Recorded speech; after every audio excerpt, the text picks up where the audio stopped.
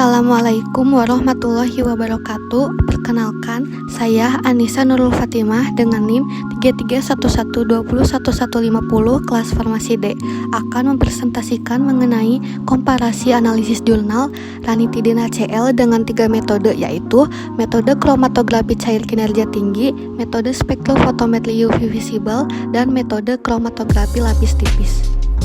Sebelumnya, saya akan menjelaskan terlebih dahulu apa sih itu obat ranitidin. Obat ranitidin merupakan obat untuk mengatasi gangguan produksi asam lambung yang berlebihan. Ranitidin adalah antagonis kompetitif reversible reseptor histamin pada sel parietal mukosa lambung. Oleh karena itu, ranitidin efektif menghambat sekresi asam lambung. Pemberian ranitidin secara peroral akan diserap sekitar 50%. Kadar puncak rata-rata dalam darah setelah 2-3 jam. Waktu paruh eliminasinya 2,5-3 jam. Ranitidin dibuang dari tubuh terutama melalui ekslesi ginjal. Nama obat ranitidin HCl, rumus kimianya C13H22N4O3S, berat molekul 350,9 gram per mol, titik leburnya 133 sampai 134 derajat Celcius. pH larutan berada pada rentang pH 4,5 sampai 6. Di samping ini ada struktur kimia dari ranitidin HCl. Jurnal yang pertama berjudul Penetapan Kadar Ranitidin HCl dalam Sediaan Tablet Generik berlogo yang diperdagangkan di wilayah Cimahi dengan metode KCKT. Matriks biologisnya plasma darah. Preparasi sampel melakukan pengenceran konsentrasi 5 ppm. Metode analisis metode kromatografi cair kinerja tinggi. Dengan hasil panjang gelombang maksimum ranitidin HCl 322 nm. Fase geraknya yaitu metanol dan air dengan perbandingan 75:25, laju airnya 0,500 ml per menit, detektornya UV, panjang gelombang 322 nm, waktu pembacaan 7,5 menit, volume penyuntikan 20 p. Penetapan kadar ranitidin HCl dilakukan pada kondisi optimum dengan KCKT menggunakan kolom C18. Nilai regresi linear atau nilai R dari kurva kalibrasi adalah 0,993 dan persamaan garis Y sama dengan 15134X min 2891105. Dari data tersebut dapat disimpulkan bahwa kurva kalibrasinya linear.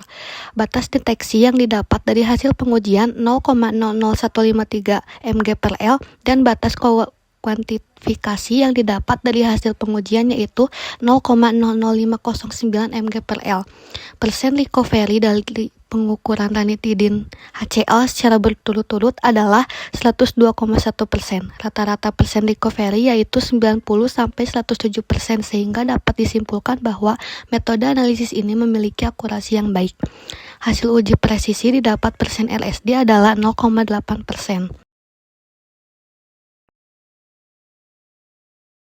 Jurnal yang kedua yaitu berjudul Penetapan Kadar Tablet Ranitidin menggunakan metode spektrofotometri UV visible dengan pelarut metanol. Matriks biologisnya plasma darah. Preparasi sampel, pengenceran pembuatan larutan baku ranitidin konsentrasi 1000 dan 100 ppm. Metode analisis metode spektrofotometri UV visible. Hasilnya, panjang gelombang adalah 326 nm. Operating time pada menit ke-4 sampai menit ke-6 absorbansinya relatif konstan. Konsentrasi ranitidin dalam pelarut metanol sama dengan 0, maka akan terdeteksi absorbansinya sebesar nilai intercept. Nilai Kavi kurang dari 2% menunjukkan bahwa metode tersebut memberikan presisi yang baik. Hasil uji akurasi dengan nilai recovery berada pada kisaran 80-120% sesuai dengan persyaratan.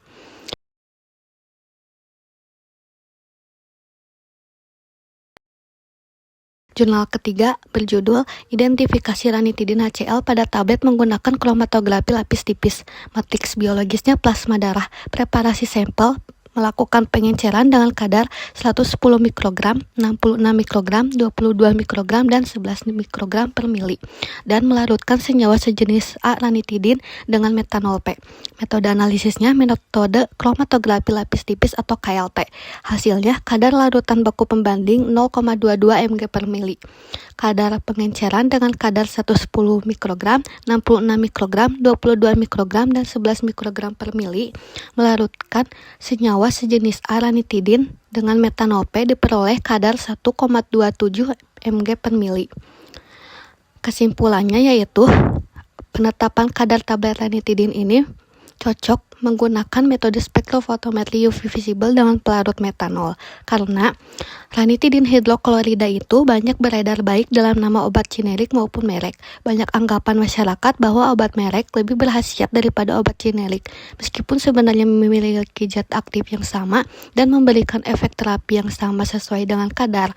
Untuk itu perlu dilakukan penetapan kadar tablet menggunakan metode spektrofotometri UV visible. Metode ini juga dapat digunakan untuk menetapkan kadar ranitidin hidroklorida dalam sediaan tablet berdasarkan adanya gugus kromofor pada ranitidin hidroklorida yang dapat memberikan absorbansi pada panjang gelombang 326 nm menggunakan pelarut metanol, serta mengetahui kesesuaian kadar dengan persyaratan kadar menurut Farmakope Indonesia edisi 4. Berikut ini link jurnalnya.